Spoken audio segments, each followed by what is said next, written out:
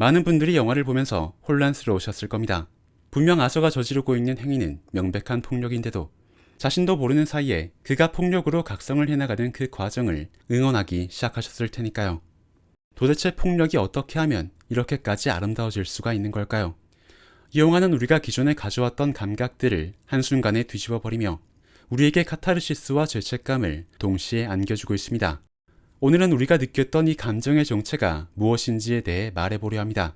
이번 영상은 영화에 대한 스포일러를 다수 포함하고 있으니 시청에 참고해 주시기 바랍니다. 이 영화에 대해 이야기하려면 먼저 비극이라는 테마에 집중해야 합니다. 왜냐하면 주인공 아서가 분노했던 이유도 결국 사람들이 그의 비극적인 인생에 관심을 보여주기는커녕 오히려 비웃음과 멸시가 섞인 시선만 보여줬기 때문이었습니다. 자신의 삶이 비극인 줄 알았더니 지독한 코미디였다라는 그의 대사처럼 말이죠. 비극은 누군가가 그 비극에 동조하고 연민을 표현해줄 때에만 비극으로 성립하게 됩니다. 반면에 그 누구도 공감해주지 않는 비극은 그저 웃음거리인 코미디로 전락해버리게 되죠. 영화는 이에 대한 예시로 아서의 직장 동료였던 게리가 비극을 겪는 장면을 보여주고 있습니다. 게리는 옛 동료를 살해한 아서를 피해서 집 밖으로 나가려고 하지만 그는 너무나 작은 키 때문에 문에 달린 잠금 장치 하나조차 스스로 열지를 못했습니다. 그러자 그 모습을 본 아서는 자신도 모르게 피식 웃음을 짓고 맙니다. 물론 게리에게는 그 상황이 너무나 비극적이고 비참할 것이란 사실을 잘 알고 있지만 그건 일반적인 신장을 갖고 있는 아서 자신에게는 절대로 일어나지 않을 일이었기 때문이었죠. 이처럼 이 장면은 누군가의 비극이 어떤 경우에 희극이 되어버리는지를 아주 잘 설명하고 있습니다. 즉 누군가의 고통이 나에게도 일어날 수 있는 것이란 두려움이 들면 그것은 비극이 되는 것이고 어떤 고통이 나에게는 절대로 일어나지 않을 만한 남의 일처럼만 느껴진다면 그것은 희극이 된다는 것이죠. 이러한 원리를 가장 잘 이용한 역사적 인물이 바로 영화 속의 영화에 잠깐 등장하고 있는 찰리 채플린입니다. 그는 의도적으로 과장된 눈화장과 콧수염, 펑퍼짐한 바지와 꽉 끼는 자켓으로 우스꽝스러운 캐릭터를 연출해냈었습니다. 그건 그러한 외형으로 일반적인 사람들과 자신을 구분지어 놓아야 사람들이 자신을 보며 마음껏 웃을 수 있을 거란 사실을 그가 진작에 알고 있었기 때문이었죠.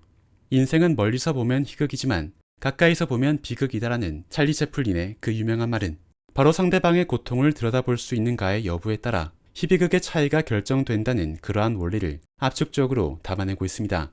다시 말해 가까이서 공감하며 바라보는 타인의 고통은 비극이 되고 공감하지 못하면 멀리서 바라보는 타인의 고통은 희극이 된다는 뜻인 거죠. 이런 맥락에서 바라보면 아서의 비극이 훨씬 더 비극적으로 느껴지는 이유가 보이게 됩니다.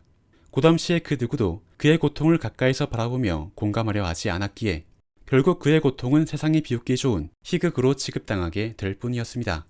거기다 아서가 그토록 사랑했던 머레이 플랭클린마저도 그의 고통을 그저 프로그램에 써먹기 좋은 코미디의 소재로만 이용하려 했었으니 말이죠. 그의 인생에 배어있는 비극들은 그의 잘못이나 선택으로 인해 생긴 것이 아니었음에도 세상은 그의 고통에 위로를 보내기는커녕 그저 비웃음과 멸시만을 보여줄 뿐이었습니다. 그래서 아서는 그 비극을 견디며 조금씩 그의 내면에 분노를 키워올 수밖에 없었던 것이죠.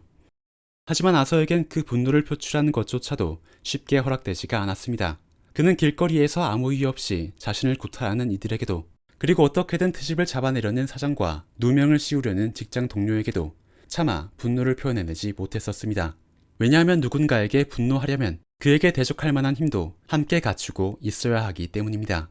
하지만 아서에게는 그럴 만한 힘이 전혀 없었기 때문에 그의 분노는 그저 그의 내면에서만 계속 맴돌 수밖에 없었던 것이죠. 그렇게 표출되지 못한 채 억눌리기만을 반복해온 그의 분노는 어느 순간부터 결국 발작적인 웃음으로 튀어나오게 되었을 것입니다. 단 한 번도 행복한 기억이 없었기에 웃음을 사용할 일도 없었으니 그는 본능적으로 폭발할 것 같은 분노의 감정을 웃음으로 포장해서 표출해냈던 거겠죠. 이처럼 자신의 삶엔 온통 분노할 일들이 가득한데도 제대로 분노할 수 있는 자격조차도 갖지 못한 그의 비극적인 처지. 그의 발작적인 웃음은 그런 서글픈 자신에 대한 자조와 이 잔인한 세상에 대한 분노를 가득 담고 있었습니다. 그리고 그의 서글픈 웃음을 지켜본 관객들은 조금씩 그의 고통에 동조하게 됩니다. 왜냐하면 우리는 감독의 연출 덕분에 그 당시의 사람들과는 다르게 그의 고통을 눈앞의 스크린으로 모두 지켜보았기 때문이었죠. 앞서 말씀드린 것처럼 비극은 누군가의 고통을 가까이서 들여다볼 때에만 만들어지게 되는 것입니다. 그리고 영화는 시종일관 아서의 고통을 가까이서 바라보도록 관객들을 이끌어가고 있기 때문에 우리들은 자연스럽게 그의 고통에 공감하며 결국 그의 인생은 희극이 아닌 비극이란 결론을 내리게 된다는 거죠.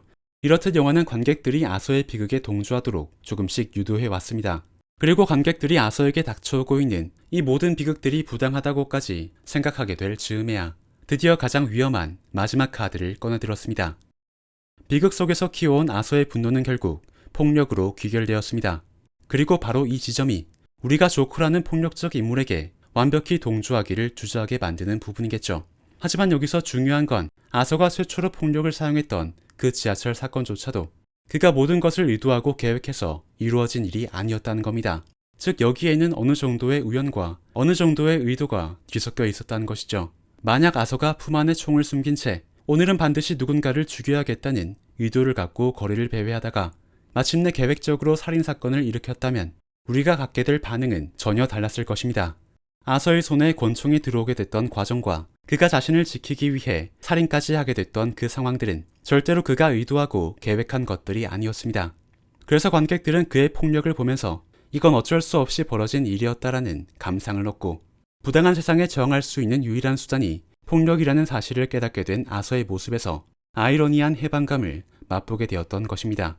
아서는 폭력을 저지른 이후 더 이상 발작적인 웃음을 터뜨리지 않게 되었습니다. 즉 그 역시도 자신의 발작이 병이 아닌 분노 때문이었다는 사실을 깨달으면서 폭력만이 자신을 자유롭게 해방시킬 수단이라는 결론을 내리게 된 것이었죠.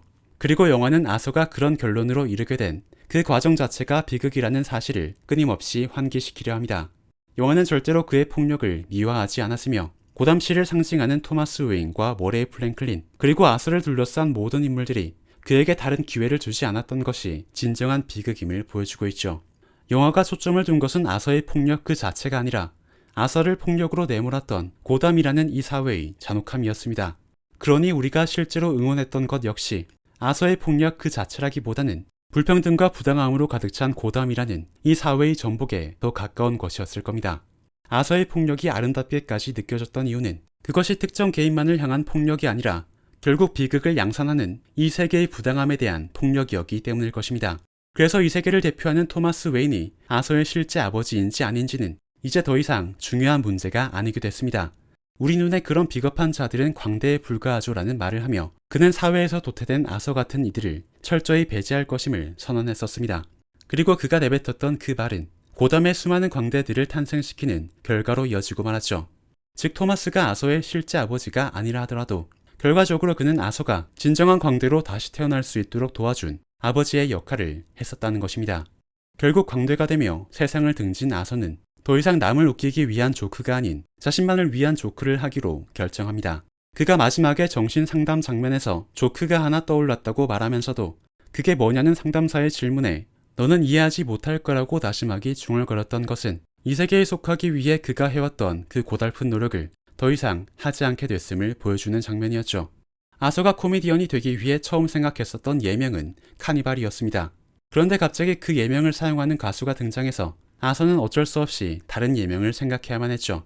하지만 아서는 그 누구도 몰라줬던 자신의 그 예명, 카니발을 결국 세상에 알리는 데 성공했습니다. 왜냐하면 모든 사람들이 거리로 뛰쳐나와서 피해 축제 카니발을 시작하도록 만든 장본인이 바로 아서였으니까요.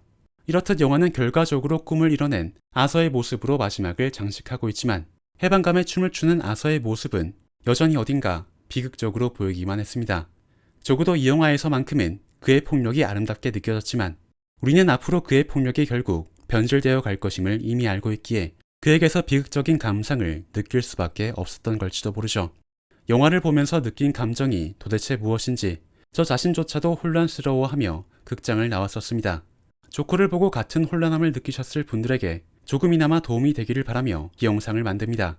물론 카타르시스와 죄책감이 혼재하는 그 이상한 감정에 잠깐 동안이나마 혼자 머물러 보시는 것도 나쁘지 않겠지만 말이죠.